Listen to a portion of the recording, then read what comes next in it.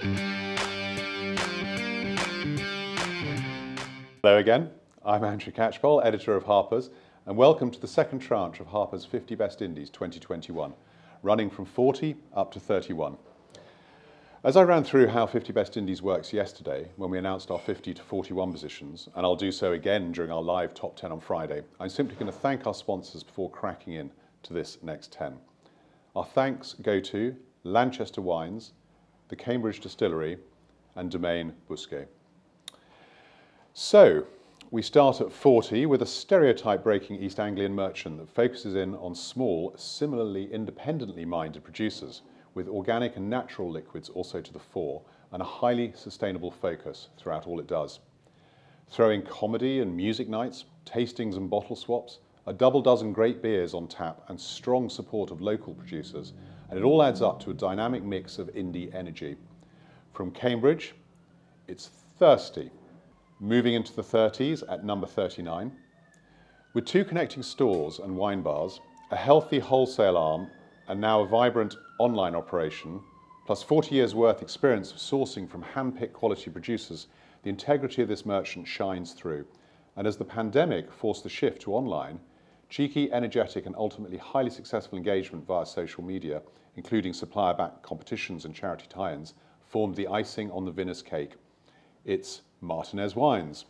Okay, at 38, with over 60 years experience under its belt, this third generation family business has not stood still, adding to its three shop strength as a traditional retailer with an incredibly healthy and still growing wholesale side that has for a while now led the business.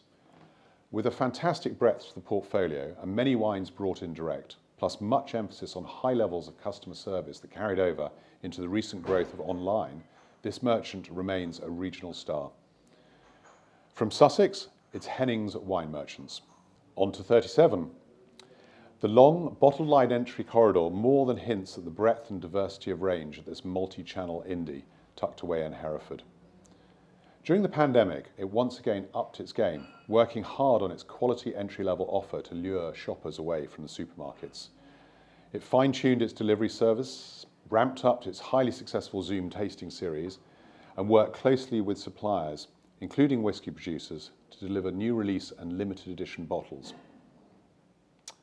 All of this adds up to Hereford's finest, in the shape of the secret bottle shop. Number 36, we head towards Ryegate. With 2 hybrid sites, a straight wine shop, and now a dedicated wine bar, this Surrey favourite has firmly stuck to its founding principles of great wines, no nonsense. From virtual tastings and wine-focused tours, to refocused logistics and a shift to featuring wines from stricken on-trade accounts to help them out, this merchant managed many innovative twists and turns throughout the pandemic, while actually expanding and fine-tuning its range. It's a welcome return for the Vine King. Number 35, climbing 5 places. It's one of the UK's bigger family-run indies with 6 branches to its name, plus a thriving wholesale side. This still very independent Shropshire-rooted merchant continued to do what it does best during the pandemic, swinging its premium focus onto private clients and online trade, while keeping its supply to the on-trade agile. Its up social media presence also showed a neat blend of tradition and modernity, all benefiting one of the stalwarts of the indie world. From Shropshire, it is Tanas Wine Merchants. At 34, it's another new entry. Founded in 1999, this specialist has since become the #1 online retailer of whisky and other spirits, with a simple guiding premise of never resting on its laurels. Innovation and outstanding customer service, coupled with word-of-mouth recommendation and fair pricing, have driven strong growth in recent years, with the company taking the challenges of lockdowns in its online stride.